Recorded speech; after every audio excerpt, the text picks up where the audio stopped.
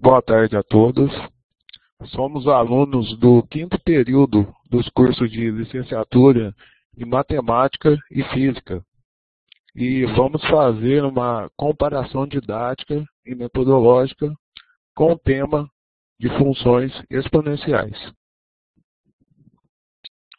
Os integrantes do grupo são Cláudio Alcântara, Edilane Almeida, Josiane Moreira e eu, Ricardo Rafael.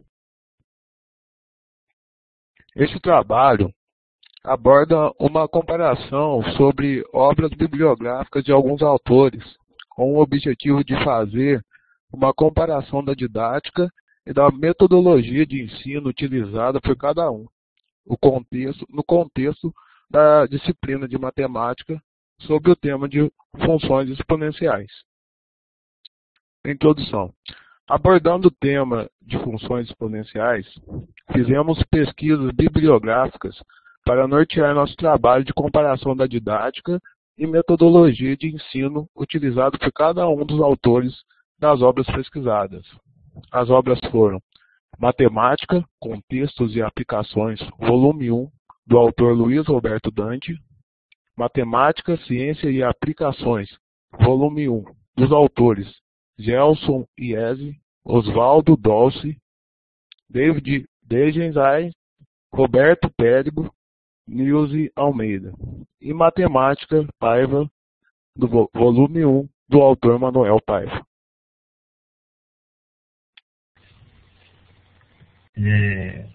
Sobre Luiz Roberto Dante, que é o nosso primeiro livro, que nós estamos fazendo essa comparação, é um autor de livro, é um livro docente, em educação matemática pelo NES, em Rio Claro, São Paulo, doutor da educação de matemática, ensino da matemática pela PUC de São Paulo, mestre em matemática pela USP, atualmente ministra cursos e palestras sobre aprendizagem e ensino da matemática para professores do ensino fundamental e médio, e escreve livros didáticos e paradidáticos de matemática, tanto para o ensino fundamental, tanto para o ensino médio. Seus livros são da editora Ática.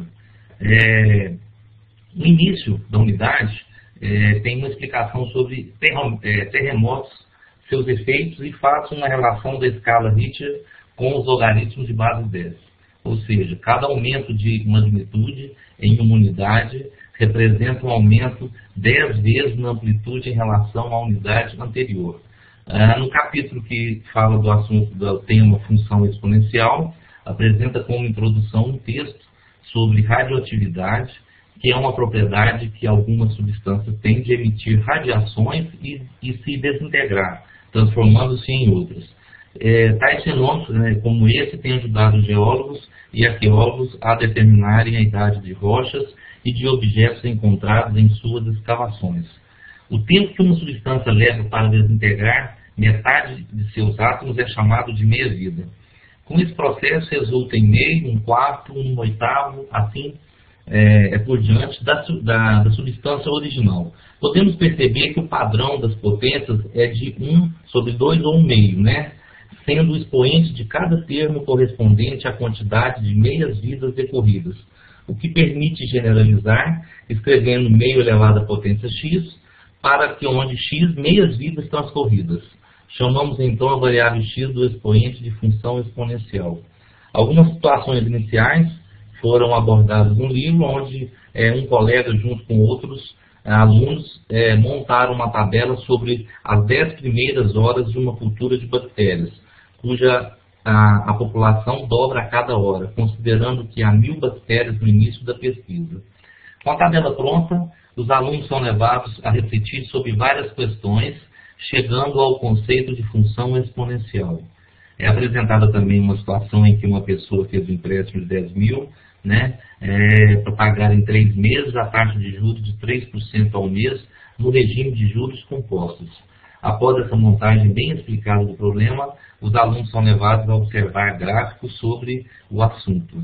Na revisão, se trata do tema potenciação, são abordadas potências com expoente natural, potência com expoente número inteiro, inverso de um número, potência com expoente racional, potência com expoente irracional e potência com expoente real e notação científica. E ainda essa sessão apresentou diversos exemplos de exercícios resolvidos, finalizando com um exercício para os alunos praticarem.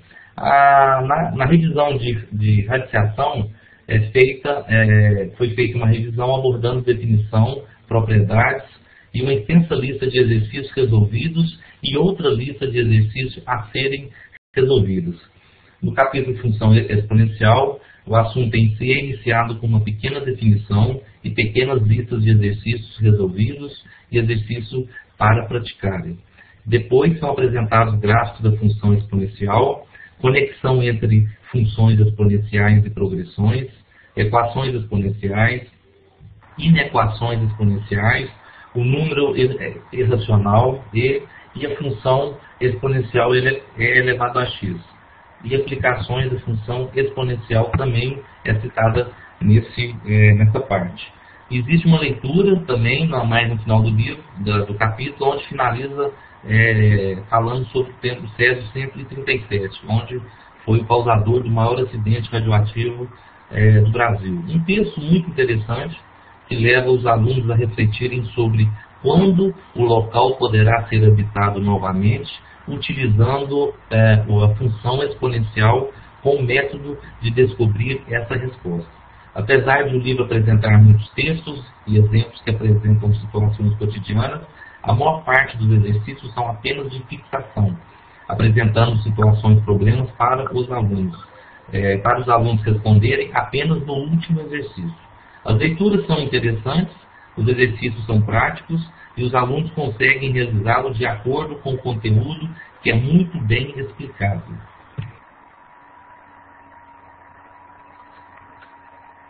O segundo livro que nós analisamos foi Matemática, Ciências e Aplicações, volume 1.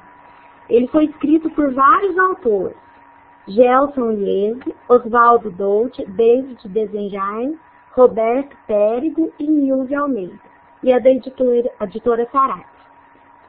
A introdução é feita com um texto sobre o crescimento demográfico do Brasil, com uma problematização sobre qual seria o crescimento de 2011 a 2020, a uma taxa de 1,2% ao ano. Após o texto, há uma resolução bem explicada sobre como resolver a situação utilizando a função exponencial. Nos tópicos potência de expoente natural e potência de expoente inteiro negativo, são apresentadas as definições e as propriedades desses conteúdos, e a seguir uma lista de exercícios de fixação. Na seção Aplicações, em um texto sobre notação científica, é apresentado como são registradas grandezas relacionadas ao universo, utilizando grandezas de base 10, para facilitar o registro dos números, que são muito grandes. Nos conteúdos, potência de expoente racional, função exponencial e equação exponencial, são sempre apresentadas as definições e as propriedades, com um texto sobre mundo de trabalho e as curvas de aprendizagem. E, por fim, uma lista de atividades envolvendo exercícios de fixação e problemas envolvendo o assunto estudado. As leituras complementares são pouco interessantes para a faixa etária atendida, e as definições de propriedades são pouco claras, mas o último exercício é bem interessante e utiliza problemas da vida cotidiana. O capítulo também não apresentou uma revisão sobre o assunto aprendido no 9º ano. Já inicia o assunto função exponencial e acho que uma revisão é essencial antes de se iniciar um novo assunto. Dos 3 livros que nós analisamos, eu achei esse menos recomendado.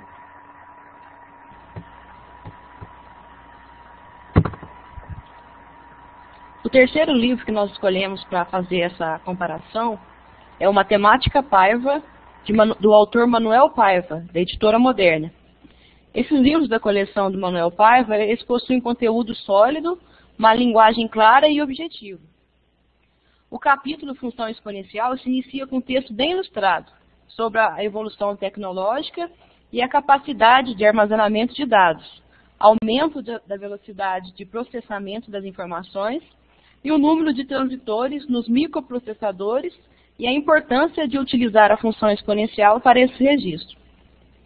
Na introdução é apresentado um texto sobre uma colônia de bactérias e os alunos devem preencher uma tabela mostrando o número de bactérias após certos períodos aplicando a função exponencial.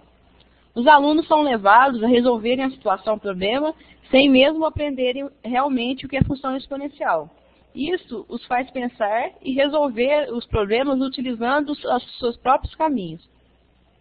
Encontramos ainda neste livro uma revisão sobre potenciação e radiciação, notação científica, radiciação no conjunto dos reais, simplificação dos radicais, operação com radicais, potência de expoente racional e potência de expoente irracional. A revisão é bastante interessante, pois apresenta vários exercícios resolvidos e exercícios de fixação, a cada conteúdo apresentado. O assunto função exponencial é introduzido, com textos claros, interessantes e com exemplos do cotidiano. A leitura é leve e de fácil entendimento, com gráficos,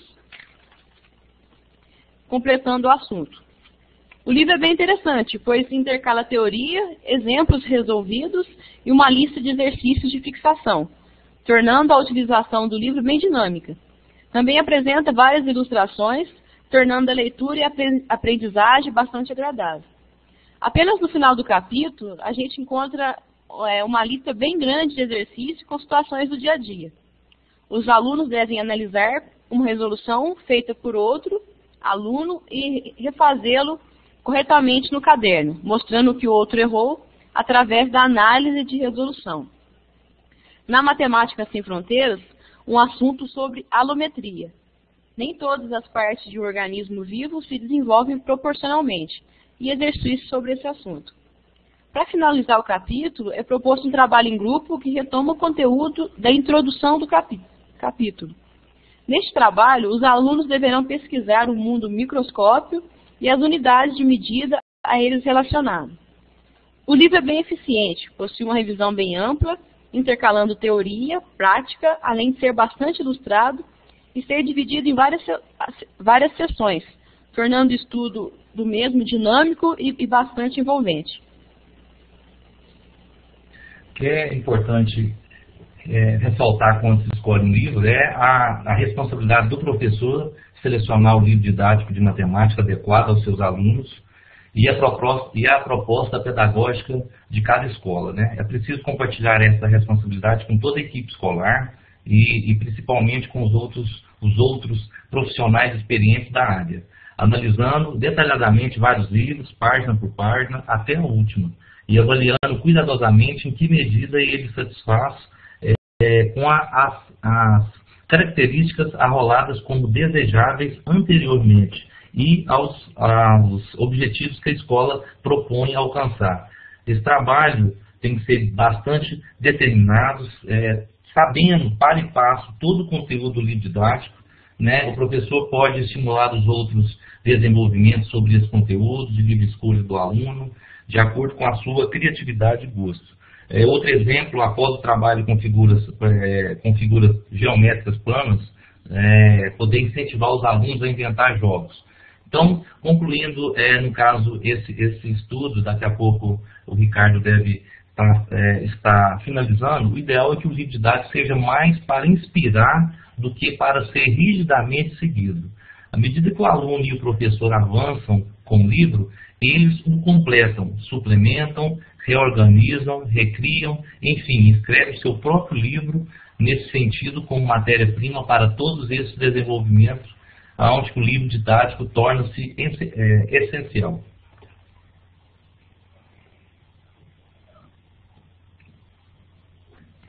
Resultados e discussão. A experiência proporcionada por este trabalho nos possibilitou unir prática e teoria. Sendo assim, fomos capazes de enxergar com clareza o conteúdo que foi ministrado durante esse período na disciplina de Prática de Formação 5 e Metodologia do Ensino de Matemática. Concluímos que os livros abordados possuem a presença da interdisciplinaridade, pois os autores preocuparam-se em interagir com outras disciplinas, implicando a troca de conhecimentos das disciplinas envolvidas. E estão de acordo com o paradigma da complexidade que, através da unificação das disciplinas, possibilitam um saber unificado e universal, com o objetivo de preparar os educandos de forma adequada e eficiente para as situações e problemas que enfrentarão no cotidiano. Tanto o primeiro como o terceiro livro, Matemática, Contextos e Aplicações, e Matemática Paiva, trabalham a tendência socio-étnico-cultural, enfatizando situações e problemas de forma crítica e reflexiva, através de realidades concretas com auxílio de pesquisas. Já o terceiro livro, Matemática Paiva, além da tendência socio-étnico-cultural, podemos notar também a presença da tendência histórico-crítica, pois possibilitará ao educando atribuir sentido e significado às ideias matemáticas e, sobre elas, eles serão capazes de pensar, estabelecer relações, justificar, analisar e discutir sobre o assunto abordado. Já o segundo livro, Matemática, Ciência e Aplicações, aborda um conteúdo pragmático e mecanicista, de acordo com a tendência tecnicista. Enfatiza os exercícios e não aborda claramente a vivência através das situações e problemas que enfrentamos no cotidiano, sendo pouco relevante a sua utilização, tendo em vista que devemos contribuir para a formação de pessoas críticas e reflexivas que saibam se posicionar, pensar e construir sua autonomia. As referências são os livros que abordamos durante este trabalho. E bom, este foi o nosso trabalho. Uma boa tarde a todos. Até mais.